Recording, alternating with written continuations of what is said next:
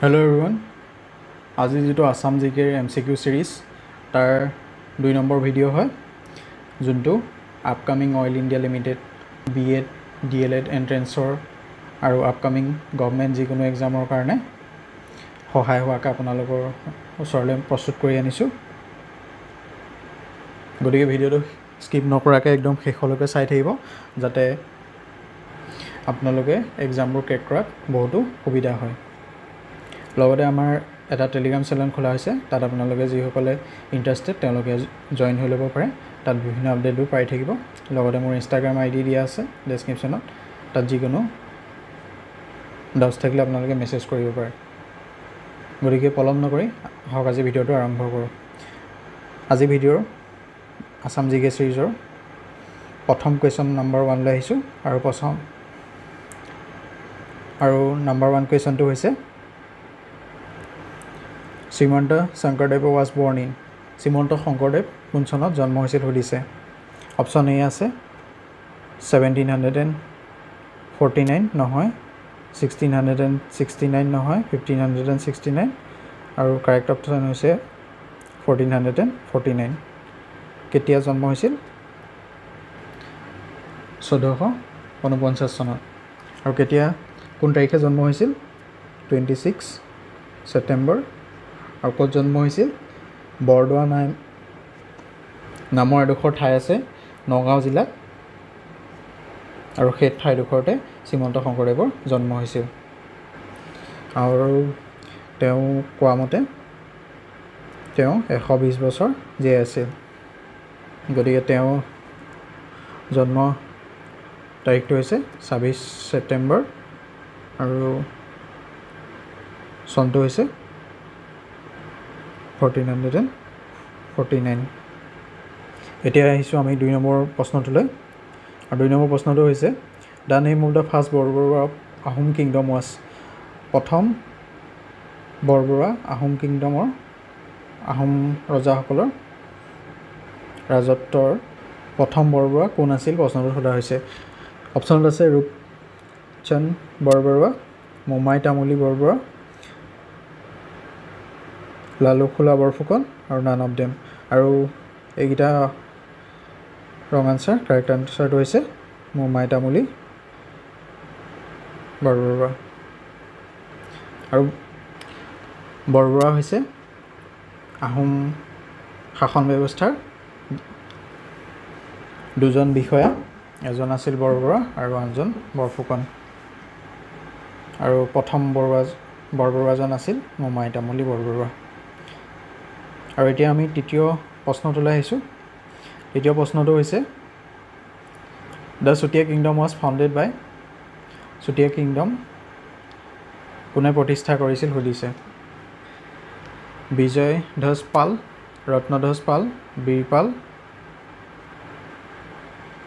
আৰু ফৰ্থ অপশ্যনটো হৈছে কৰ্মধ্বজ পাল গতিকে এইকেইটা অপশ্যন নহয় কাৰেক্ট আনসাৰটো হৈছে বীৰপাল আৰু তেওঁৰ আচল নামটো হৈছে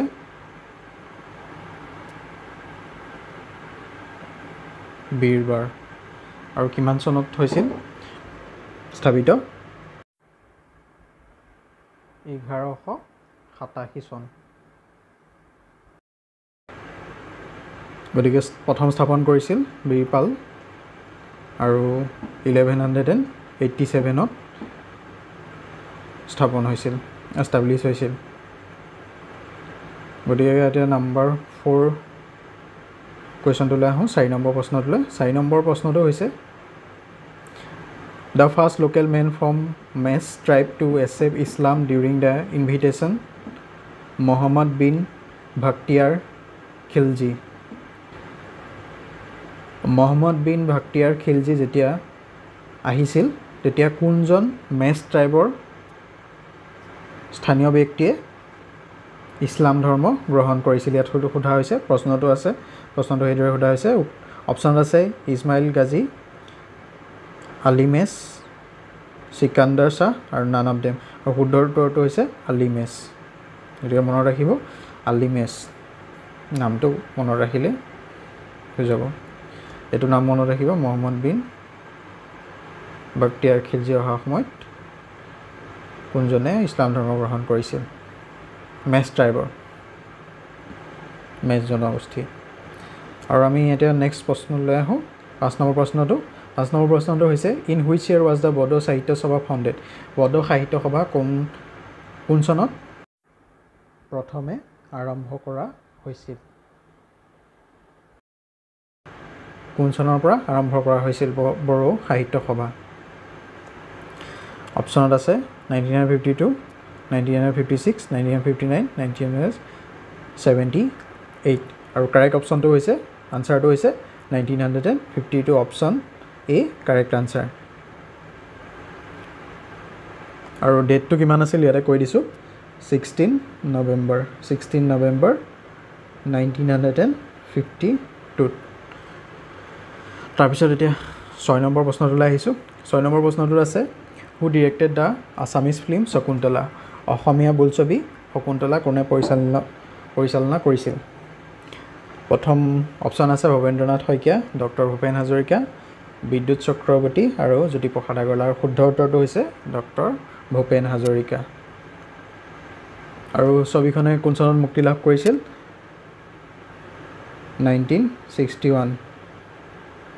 1961ত ৰিলিজ হৈছিল চিনেমাখন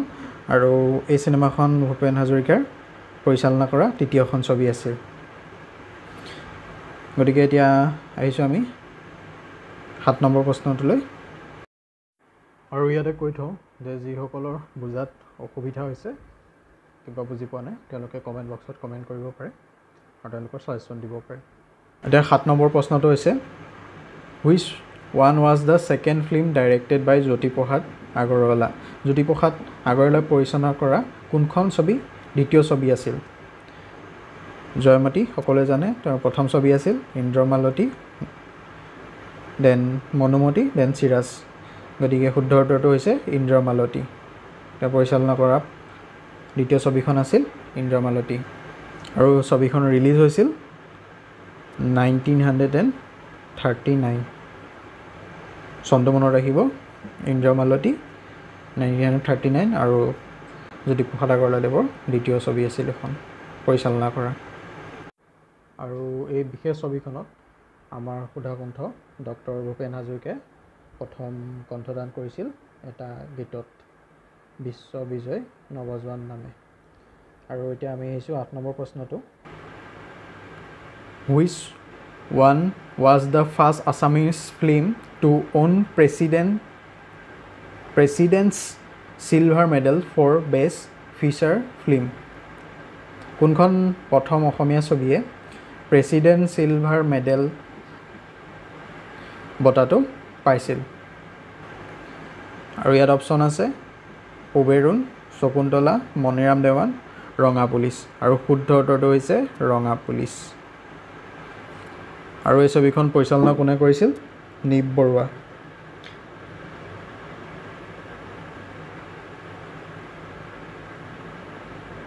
বৰুৱা 1958ত ৰিলিজ হৈছিল আৰু পৰিচালনা কৰিছিল নিপ বৰুৱাই এতিয়া আমি আহোঁ 9 নম্বৰ প্ৰশ্নটোলৈ 9 নম্বৰ প্ৰশ্নটোত আছে in which year Assamese film Haladhiya Choraye Baodhan Khay wins the silver medal and bronze leopard award in Locarno international film festival আৰু লোকেৰ্ণ আছে ছুইজাৰলেণ্ডত আৰু এই ফিল্ম ফেষ্টিভেলটো আৰম্ভ হৈছিল 1946 আৰু এইটো আটাইতকৈ মানে দীঘলভাৱে চলি থকা এটা ফিল্ম ফেষ্টিভেল হয় যোনটো এতিয়ালৈকেও চলি আছে আৰু প্ৰশ্নটোত কৈছে হালধীয়া চৰাই বাওধান খাই নামৰ অসমীয়া ছবিখনে চলচ্চিত্ৰখনে লোকেৰ্ণ ইণ্টাৰনেশ্যনেল ফেষ্টিভেলত চিলভাৰ আৰু ব্ৰঞ্জ লিঅ'পাৰ্ড এৱাৰ্ড জিকিছিল আৰু সেই চনটো কোন চন আছিল ইয়াত অপশ্যনত দিয়া আছে 1987 1988 1989 এণ্ড 1990 আৰু কাৰেক্ট অপশ্যনটো হৈছে 1988 অপশ্যন বি 1988ত এতিয়া আমি আহিছোঁ শেষৰ প্ৰশ্নটোলৈ চিৰিজৰ অন্তিম প্ৰশ্ন আজিলৈ প্ৰশ্নটো হৈছে 10 নম্বৰ প্ৰশ্ন দ্য ফাৰ্ষ্ট ফিল্ম ডাইৰেক্টেড বাই জাহ্নু বৰুৱা জাহ্নু বৰুৱাই কোনখন প্ৰথম ছবি কোনখন আছিল পৰিচালনা কৰা ফিৰিঙতি পাপৰি অপৰূপা বনানী আৰু শুদ্ধ উত্তৰটো হৈছে অপৰূপাখন জাহ্নু বৰুৱাৰ প্ৰথম চলচ্চিত্ৰ আছিল ছবি আৰু সেই ছবিখনে কোন চনত মুক্তি লাভ কৰিছিল 1982 ৰিলিজ ইয়াৰ আৰু এই ছবিখনৰ এখন হিন্দী ভাৰ্জনো আছে অপেক্ষা নামৰ আৰু সেইখন ৰিলিজ হৈছিলে 1984 ইয়াৰ আগৰ প্ৰশ্নটোলৈ আহিছোঁ আগৰ প্ৰশ্নটোৰ ছবিখনো পৰিচালক আছিল জাহ্নু বৰুৱাই হালধীয়া চৰাই বৰধান খায় সেই ছবিখনৰ পৰিচালক আছিল জাহ্নু বৰুৱা গতিকে আজি ইমানলৈ আছিল ভিডিঅ' ছিৰিজৰ আছাম জিকেৰ ছিৰিজৰ যিখিনি প্ৰশ্ন উত্তৰ ইমানেই আছিল ভাল পালে ভিডিঅ'টো লাইক কৰিব আৰু চেনেলটো ছাবস্ক্ৰাইব কৰি দিব লগতে আমাৰ টেলিগ্ৰাম চেনেল তাত আপোনালোকে জইন হ'ব পাৰে বিভিন্ন আপডেটছ পাই যাব লগতে বিভিন্ন PDF তাত প্ৰভাইড কৰা হয় গতিকে ধন্যবাদ আজিলৈ ইমানেই আছিল